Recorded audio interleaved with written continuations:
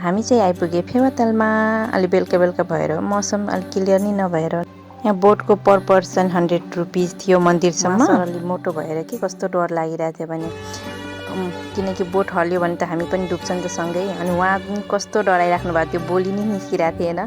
उहाँहरू नि साउथबाट हुनुहुन्थ्यो। 2 बोट उहाँहरूको टिम अलिक ठुलो भएर 2 बोटमा बस्नु भएको थियो। 2टा बोटमा अर्को बोटमा चाहिँ आधी मान्छे आधी चाहिँ हाम्रोमा बस्नु भएको थियो। उहाँहरू चाहिँ भिडियो गर्दै यता देखाइराख्नु भएको थियो। हाम्रो मेन बोस उता हुनुहुन्छ भन्दै यतातिर सबैजना देखाइराख्नु भएको थियो। यहाँ बोसको हावा टाइट भइसकेछ, थाहा छैन भनेर मैले भनिदिएको। बोस डराएर केही छैन यहाँ चाहिँ, त्यो पेसले चाहिँ भनेको होइन है। अनि हामी चाहिँ त्यसपछि मन्दिरमा पुग्यौँ। मन्दिरमा पुगेपछि यस्तो हेर्नु न, यहाँ छेउमै के कस्तो मजाको फिस, अलिक जुम गरेर हेर्नु चाहिँ। त्यसपछि यहाँ हेर्न सक्नुहुन्छ परेवा।